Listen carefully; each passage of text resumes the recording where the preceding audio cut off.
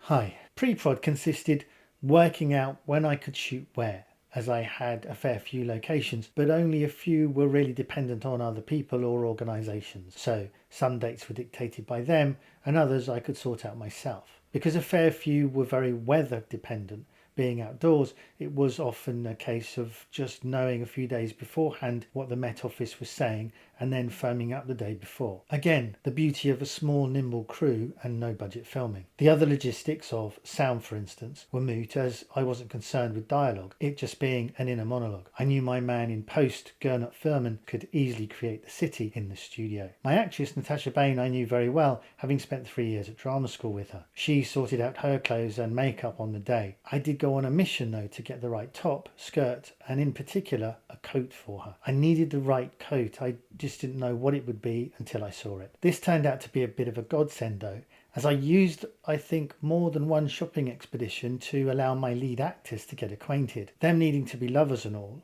I didn't need for their first meeting to involve getting wrapped around each other in the bed as if they'd known each other for their whole lives. It was a good move. They went off together and I went off in a different direction in search of this perfect coat. I originally thought I wanted dark British racing green, very wasted, but what we found, and again I can't remember who, I'm pretty sure it wasn't me, was a really naive pink one in a pre-loved shop in Camden Market. It was perfect and fitted Tash's statuesque frame perfectly. I knew I needed a coat that would stand out in a crowd, ping from a distance, and this was that coat.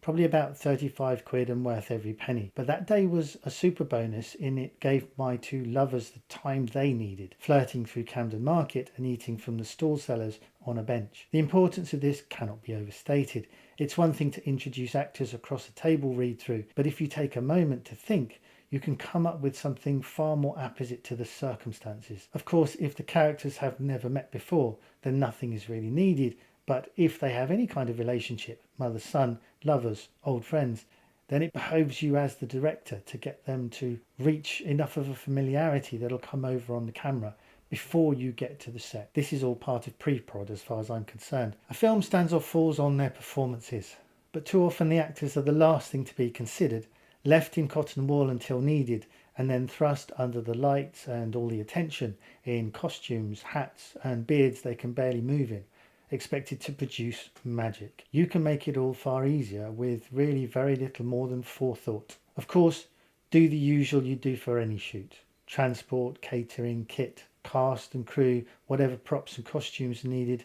Sort yourself a spreadsheet, or better still, get someone who can do this stuff in their sleep, a naturally ordered mind to do it with or for you. But make sure it's done. Then checked, then rechecked. Film is a collaboration.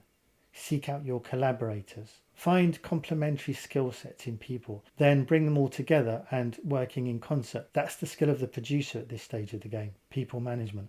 The producer's job changes as the process progresses, but people management will always be there or thereabouts. Regular pre-prod is a lot of phone calls and getting ducks in a row, relentless paperwork with contracts, all standard, downloaded from the net, agreements, release forms, organisational emails, and endless lists. As I say, if you can find anyone who has done this kind of thing before, woo them with your spare kidney, your good-looking friend's hand in marriage, whatever will persuade them to sit at a computer all day, day after day, churning this stuff out. It's a short film requiring the same number of crew, the same number of actors, maybe a few more locations, but for longer. That's how I've always looked at it. Why bother going to all the hassle of assembling these people and not making a feature? You're probably spending the same budget.